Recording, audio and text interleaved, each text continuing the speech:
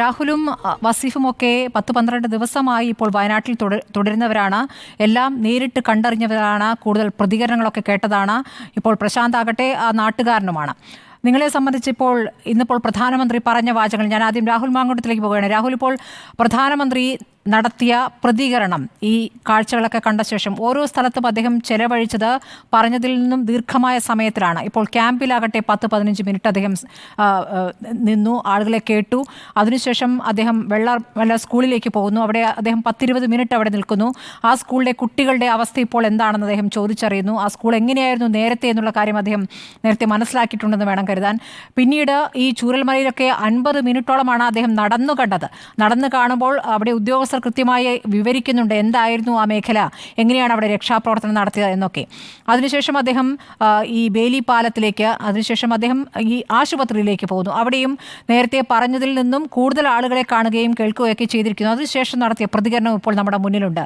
ഞാൻ ചോദിക്കുന്നു രാഹുൽ, പ്രധാനമന്ത്രിയുടെ സന്ദർശനം പ്രതീക്ഷ നൽകുന്നതാണോ? അദ്ദേഹത്തിൻ്റെ വാക്കുകൾ പ്രതീക്ഷ നൽകുന്നതാണോ? ഇത്ര തുക എന്ന ഉറപ്പ് നൽകാൻ അദ്ദേഹം ഇപ്പോൾ തയ്യാറായിട്ടില്ല. അതിന് അദ്ദേഹം പറയുന്നത് ഒരു മെമ്മോറാണ്ടം അവിടേക്ക് എത്തേണ്ടതുണ്ട്. പക്ഷേ കാര്യങ്ങൾ നേരിട്ട് കണ്ടറിഞ്ഞിരിക്കുന്നു പ്രധാനമന്ത്രി തന്നെയാണ് ദുരിതാശ്വാസ നിധിയിൽ നിന്ന് തുക നൽകേണ്ടത്. അപ്പോൾ നമ്മൾ ആവശ്യപ്പെട്ട തുക കിട്ടുമെന്ന് പ്രതീക്ഷിക്കാമോ ഈ ഘട്ടത്തിൽ?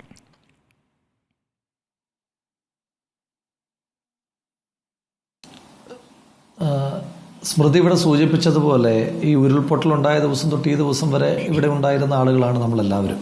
അപ്പോൾ സ്വാഭാവികമായിട്ട് തന്നെ ഇപ്പോൾ നമ്മൾ ചിന്തിക്കുന്നതും നമ്മൾ പറയുന്നതുമൊക്കെ ഒരു ചൂരൽമലക്കാരനെ പോലെയോ അല്ലെങ്കിൽ മുണ്ടക്കൈക്കാരനെ പോലെയോ അവരുടെ ഒരു വൈകാരികതയിലാണ് എന്നുള്ളത് വളരെ ഏതൊരു മനുഷ്യനും സംഭവിക്കുന്ന സ്വാഭാവികതയാണ്. ആ തലത്തിൽ പ്രധാനമന്ത്രിയുടെ സന്ദർശനത്തെ ഞാൻ വളരെ പോസിറ്റീവായി കാണാനാണ് ആഗ്രഹിക്കുന്നത്. അങ്ങേയറ്റം പ്രതീക്ഷ വയ്ക്കുവാനും ആഗ്രഹിക്കുന്നു. കാരണം ഇപ്പോൾ പ്രധാനമന്ത്രി ക്യാമ്പുകളിലൊക്കെ പോയി, ഇപ്പോൾ കഴിഞ്ഞ ദിവസങ്ങളിലൊക്കെ ഈ രക്ഷാപ്രവർത്തനത്തിന് ശേഷം നമ്മൾ ക്യാമ്പുകളിൽ വരുമ്പം ഇവിടെ സ്മൃതി സൂചിപ്പിച്ചൊരു വിഷയം എനിക്ക് ഏറ്റവും പ്രയാസം ഉണ്ടായിരുന്നു. ഇപ്പം ധാരാളം ആളുകൾ മരണപ്പെടുന്നത് നമ്മൾ കണ്ടു, മൃതശരീരങ്ങൾ കണ്ടു. ഞാൻ ഈ ദുരന്തം പറഞ്ഞിട്ട് ആദ്യമായി ഈ വയനാട്ടിലേക്ക് വരുമ്പോൾ ഞാൻ ആദ്യം പോയത് നിലമ്പൂരിലാണ്. കാരണം അവിടേക്കായിരുന്നു മൃതശരീരങ്ങളെല്ലാം അടിഞ്ഞുകൊണ്ടിരുന്നത്. അപ്പം അവിടുത്തെ നിലമ്പൂരിലെ ആശുപത്രിയിലെ മൃതശരീരങ്ങൾ സൂക്ഷിച്ചു വെച്ചിരിക്കുന്നു എന്ന് പറഞ്ഞിട്ട് ഞാൻ അവിടേക്ക് ചെല്ലുമ്പോൾ അവിടെ ഇതിൻ്റെ നടപടിക്രമങ്ങൾ നടക്കുന്നേ ഉള്ളൂ. അതിൻ്റെ ഈ ശരീരഭാഗങ്ങൾ പൂർണ്ണമായ രീതിയിൽ പാക്ക് ചെയ്തിട്ടില്ല. അപ്പോൾ അവിടേക്ക് ചെല്ലുമ്പോൾ എല്ലാം നമ്പറുകൾ എഴുതിയിടുകയാണ് സ്മൃതി. ഇപ്പം ഞാൻ മരണപ്പെട്ടാൽ എൻ്റെ മൃതശരീരത്തിന് രാഹുൽ എന്ന് പേരുണ്ട്, സ്മൃതി മരണപ്പെടുമ്പോൾ സ്മൃതിയുടെ മൃതശരീരത്തിന് സ്മൃതി എന്ന് പേരുണ്ടെന്നൊക്കെ പറയുന്നത് പോലെ അവർക്ക് പേരുകൾ ഉണ്ടായിരുന്നില്ല സ്മൃതി, അവർക്ക് നമ്പറുകളായിരുന്നു. ചില നമ്പറുകൾ അവരുടെ ഒരു മനുഷ്യൻ്റെ ഒരു ജീവിതകാലത്തെ മുഴുവൻ ചില നമ്പറുകൾ ഇങ്ങനെ ഒതുക്കി വയ്ക്കുകയാണ്. അപ്പോൾ എനിക്ക് ഏറ്റവും പ്രയാസമായി ആ ഘട്ടത്തിൽ തോന്നിയൊരു രംഗം എന്ന് പറയുന്നത് അവിടെ ഒരാളുടെ കിഡ്നി മാത്രം എടുത്തു വെച്ചിരിക്കുന്നു. അപ്പോൾ കിഡ്നിയുടെ അവശിഷ്ടം മാത്രമാണ് കിട്ടിയിരിക്കുന്നത്. ആ കിഡ്നിയാണ് ഒരു മനുഷ്യനായി നമുക്ക് സങ്കല്പിക്കേണ്ടി വരുന്നത്. ഇപ്പം ഒരാളുടെ കൈ മാത്രം കിട്ടിയതുണ്ട്. കൈയാണ് ഒരു മനുഷ്യ ശരീരമായി നമ്മൾ സങ്കല്പിക്കുന്നത്. അപ്പോൾ ഇപ്പം ഈ മൃതശരീരങ്ങൾക്ക് വേണ്ടിയിട്ടുള്ള തിരച്ചിൽ രക്ഷാപ്രവർത്തനങ്ങളൊക്കെ നടക്കുമ്പോൾ നമ്മൾ ഇത് മുന്നോട്ട് തന്നെ പോകണമെന്ന് ആഗ്രഹിക്കുന്നത്, ഇപ്പോൾ ഇതിന് ശേഷം ഇവരുടെ തിരിച്ചറിയലിന് വേണ്ടിയിട്ട് ക്യാമ്പിലെ ആളുകൾ മേപ്പാടിയിലെ താൽക്കാലികമായി ക്രമീകരിക്കപ്പെട്ടിരിക്കുന്ന ആശുപത്രിയിലേക്ക് വരുന്നൊരു രംഗമുണ്ട്. അതൊക്കെ നമുക്ക് വാക്കുകൾ കൊണ്ടൊന്നും പറയാൻ കഴിയുന്നതല്ല. അപ്പം ക്യാമ്പിൽ അവരൊരു വലിയ ദുരന്തത്തെ കണ്ട ട്രോമയിൽ കഴിയുന്ന ആളുകൾ നേരെ ഇവരുടെ ഈ തിരിച്ചറിയലിന് വേണ്ടി വരുമ്പം അവരുടെ കണ്ണിലിങ്ങനെ ഇതെൻ്റെ ഉമ്മയാണോ, എൻ്റെ വാപ്പയാണോ, എൻ്റെ അനിയനാണോ, എൻ്റെ മകനാണോ എന്നൊക്കെയുള്ളൊരു തെരച്ചിൽ.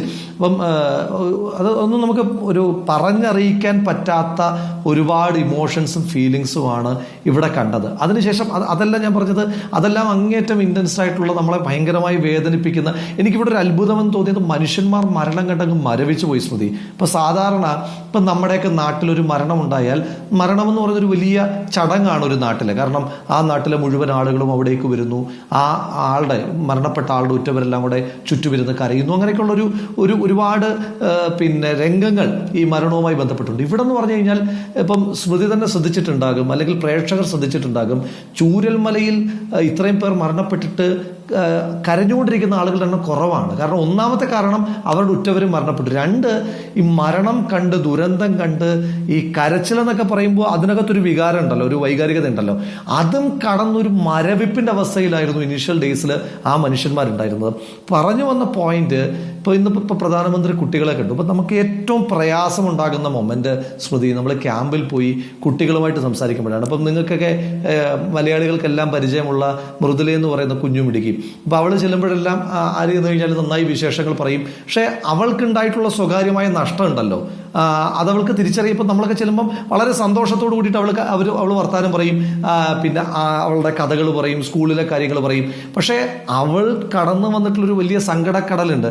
അപ്പോൾ ഞാനിങ്ങനെ വർത്താനം പറയുന്നതിനിടയിൽ ഇങ്ങനെ കാഷ്വലായിട്ട് ഇങ്ങനെ നമ്മുടെ ചില ചോദ്യങ്ങളുണ്ടല്ലോ, ഞാനിങ്ങനെ ഓർക്കാണ്ട് അവളോട് ചോദിച്ചു, നീ ഇതെല്ലാം കൂടെ കണ്ടപ്പോൾ പേടിച്ചോ? അപ്പോൾ അവൾ എന്നെ കളിയാക്കിക്കൊണ്ട് ഇങ്ങനെ ചെറുതായിട്ട് ചിരിച്ചിട്ട് പറഞ്ഞു, പിന്നെ ഒരു മല ഇടിഞ്ഞ് വന്നാൽ പേടിക്കേണ്ടിരിക്കുകയാണല്ലോ എന്നൊക്കെ പറയുന്ന ആ കുട്ടിക്ക് പോലും അവളുടെ ഒരു പശ്ചാത്തലത്തിൽ എത്ര വലിയ സങ്കടവും വൈകാരികതയൊക്കെ ഉണ്ട്. അപ്പം ഇതിനകത്ത് ഈ മരണപ്പെട്ടവർ മരണപ്പെട്ടു, അതിനപ്പുറം നമുക്കിപ്പോൾ പറയാൻ കഴിയില്ല. ഇനി ജീവിച്ചിരിക്കുന്നവർക്ക് വേണ്ടി നമുക്ക് ചെയ്യാൻ ഒരുപാട് കാര്യങ്ങളുണ്ട്. അവിടെയാണ് ഞാൻ പ്രധാനമന്ത്രിയുടെ വിസിറ്റിനെ പോസിറ്റീവായി കാണാനായിട്ട് ആഗ്രഹിക്കുന്നത്. ഇപ്പോൾ ഏതൊരു ദുരന്തം ഉണ്ടാകുമ്പോഴും നമുക്കൊരു 2-3 ഘട്ടമായിട്ട് പറയാം. ഒന്നാമത്തെ ഘട്ടം എന്ന് പറയുന്നത് രക്ഷാപ്രവർത്തനത്തിന്റെ ഘട്ടമാണ്. ആ രക്ഷാപ്രവർത്തനത്തിന്റെ ഘട്ടത്തിൽ ഇനിയും നമ്മളിപ്പോൾ എല്ലാ ദിവസവും, ഇപ്പം നാളെ ജനകീയ തെരച്ചിൽ വീണ്ടുമുണ്ട്. നാളെ നമ്മൾ മല കയറുമ്പോഴും നമുക്ക് പ്രതീക്ഷ നമ്മളെ കാത്ത് ഏതെങ്കിലും ഒരു കോണിൽ അത്യത്ഭുതമാണെന്നറിയാം, പ്രതീക്ഷകൾക്കും സങ്കല്പങ്ങൾക്കും അപ്പുറമാണെന്നറിയാം. എങ്കിൽ പോലും നമ്മൾ ഓരോരുത്തരത്തേക്കും കയറി ചെല്ലുമ്പോൾ, പുതിയൊരിടത്തേക്ക് കയറി ചെല്ലുമ്പോൾ നമ്മൾ ആഗ്രഹിക്കുന്നത് നമ്മൾ ചെല്ലുന്നതും കാത്ത് ജീവന്റെ ഒരു കണികയുമായി ആരെങ്കിലും ഒരാൾ കാത്തിരിക്കണമെന്നാണ് ആഗ്രഹിക്കുന്നത്. അതിന്റെ അപ്രായോഗികതയെ പറ്റിയൊക്കെ നല്ല ബോധ്യം ഈ 12-13 ദിവസമാകുമ്പോൾ എനിക്കൊക്കെ ഉണ്ട്, നമുക്ക് എല്ലാവർക്കും ഉണ്ട്. എങ്കിൽ പോലും നമ്മുടെ ആഗ്രഹം അതാണ്. പക്ഷേ അത് ഒരു തെരച്ചിലിന്റെയും രക്ഷാപ്രവർത്തനത്തിന്റെയൊക്കെ ഘട്ടം. മറ്റൊരു പ്രധാനപ്പെട്ട ഘട്ടം, അതിനകത്ത് കേന്ദ്ര സർക്കാരിന്റെ വലിയ ഇടപെടൽ ഉണ്ടാകേണ്ടത്.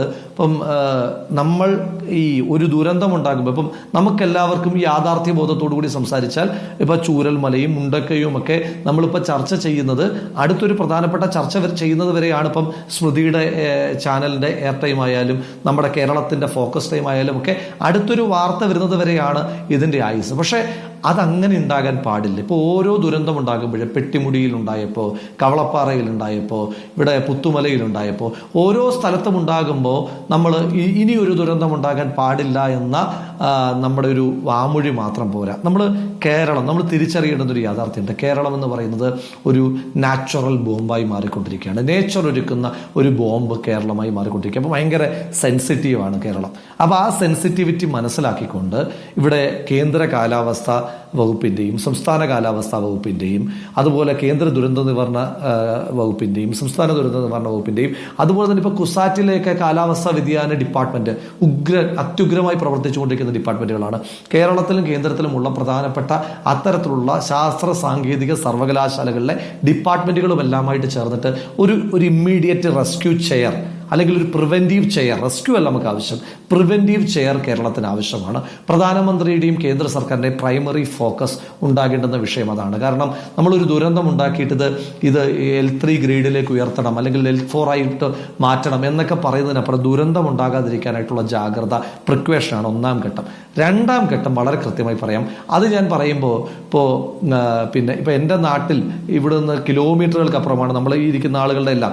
ഇപ്പോൾ ഇവിടെ ഇരിക്കുന്ന BJPയുടെ പ്രതിനിധി ഒഴിച്ചു ബാക്കി എല്ലാവരും ഈ ജില്ലക്കാരല്ല. പക്ഷേ നമ്മളെല്ലാം കഴിച്ച കുറേ ദിവസമായി ഈ പ്രദേശത്തിൻ്റെ ഒരു വൈകാരികത പകർന്നവരാണ്. അപ്പോൾ അതുകൊണ്ട് ഇതിൻ്റെ പുനരധിവാസത്തിൽ ഞാൻ യൂത്ത് കോൺഗ്രസ് പ്രസിഡന്റ് എന്നതിനപ്പുറം ഒരു മുണ്ടക്കൈക്കാരൻ്റെ ആഗ്രഹത്തിൽ പറഞ്ഞാൽ പുനരധിവാസ പാക്കേജ് സ്പെസിഫിക് ആകേണ്ടതായിട്ടുണ്ട് ഈ വിഷയത്തിനകത്ത്. കഴിഞ്ഞ ദിവസവും ഞാൻ പറഞ്ഞു, ഇപ്പം നമ്മൾ കഴിഞ്ഞ ദിവസം ക്യാമ്പിൽ പോയപ്പോൾ അവിടുത്തെ സ്കൂളിലെ കുറേ കുട്ടികളും പിന്നെ അതുപോലെ തന്നെ അധ്യാപകരെയും എല്ലാം കൂടെ കിട്ടും. അപ്പോൾ ഈ കുട്ടികളുടെയൊക്കെ പ്രത്യേകത എന്ന് പറഞ്ഞാൽ അവരുടെ സ്കൂളിലെ ഔദ്യോഗിക കണക്കുകൾ പ്രകാരം 22 കുട്ടികളാണ് മരണപ്പെട്ടിരിക്കുന്നത്. അപ്പം അവരുടെ കൂട്ടത്തിലുള്ള വളരെ ക്ലോസായി അവരെ ഇടപഴകിക്കൊണ്ടിരുന്ന 22 പേര് മരണപ്പെട്ടു പോയി. സ്മൃതി, നമ്മളിപ്പോൾ പറയുമ്പോൾ അതൊരു എത്ര വലിയ ഷോക്കിംഗ് ആയിട്ടുള്ളൊരു കാര്യമാണ് ആ കുട്ടികളെ സംബന്ധിച്ചിടത്തോളം. അപ്പോൾ അവർക്ക് ഇപ്പം മുന്നിൽ പ്രഖ്യാപിച്ചിരിക്കുന്ന സർക്കാരിൻ്റെ സൊല്യൂഷൻ എന്ന് പറയുന്നത് 10 കിലോമീറ്റർ ചുറ്റളവിലുള്ള സ്കൂളുകളിൽ പോയി അവരുടെ വിദ്യാഭ്യാസം നടപ്പാക്കാം എന്നുള്ളതാണ്. അത് പോരാ, അതൊരു വൈകാരികമായി തന്നെ പറയുകയാണ്. അതിൻ്റെ പ്രായോഗികത നമ്മൾ പറഞ്ഞുകൊണ്ടിരുന്നാൽ പ്രായോഗികമാക്കണം സ്മൃതി. നമുക്ക് ആ സ്കൂൾ ഒരു താൽക്കാലിക സ്കൂൾ നമുക്ക് ഉണ്ടാക്കണം. അവിടെ നേരത്തെ പിന്നെ വെള്ളത്തിന്റെ അരിവിൽ പോയി അവരിരുന്ന് പഠിച്ചിരുന്ന ഓപ്പൺ ക്ലാസ്സുകളെ പറ്റിയൊക്കെ നിങ്ങളുടെ ചാനൽ അടക്കമുള്ള ചാനലുകൾ റിപ്പോർട്ട് ചെയ്തിട്ടുണ്ടല്ലോ. അങ്ങനെ വൈകാരികമായി ഇടപെട്ടിരുന്ന ആ സ്കൂള് നമുക്കത് അപ്രായോഗികമൊന്നും പ്രശ്നമുണ്ടല്ലോ. സുരക്ഷിതമായ ഇടം വേണമെന്നുള്ള അവിടെ പറ്റില്ല. അല്ല സ്മൃതി, അതിനകത്ത് തർക്കമില്ല. അതായത് 10, 11, 12 ആ 3 വാർഡുകൾ പൂർണ്ണമായിട്ട് ഒലിച്ചുപോയി. അവിടുത്തെ ഈ പുനരധിവാസ പാക്കേജിൽ എൻ്റെ രണ്ടാമത്തെ ഡിമാൻഡ് അത് തന്നെയാണ്. അതായത് ഇപ്പൊ നമ്മൾ ഇതിന്റെ നഷ്ടം അസസ് ചെയ്യുന്നത് എങ്ങനെയാണ്? വീട് നഷ്ടപ്പെട്ടവർ, മരണപ്പെട്ടവർ, അവരെ മാത്രം അസസ് ചെയ്താൽ പോരാ. ആ 10, 11, 12 അവിടെ ഇനിയും ജനവാസം സാധ്യമല്ല. അവിടെ ഇപ്പം വീട് നഷ്ടപ്പെട്ടിട്ടില്ലാത്ത ആളുകൾക്ക് കൂടി പുനരധിവാസ പാക്കേജിന്റെ ഭാഗമായിട്ട് അവർക്ക് പുതിയ വീട് കൊടുക്കണം. കാരണം അവരൊരു ദുരന്തത്തിലേക്ക് തള്ളിവിടാൻ കഴിയില്ല.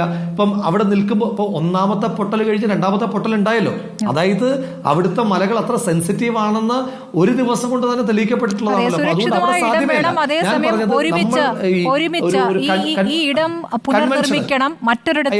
അവർക്ക് റിക്രിയേറ്റ് ചെയ്യാൻ പറ്റും. അവർക്ക് അതാണ് ആവശ്യം. അവർക്ക് റിക്രിയേറ്റ് ചെയ്യാൻ അതിന് നമ്മൾ സർക്കാരിന്റെയോ ചട്ടങ്ങളുടെയോ നമ്മൾ നൂലാമാലകൾക്ക് പിന്നാലെ പോയാൽ പോരാ സ്മൃതി.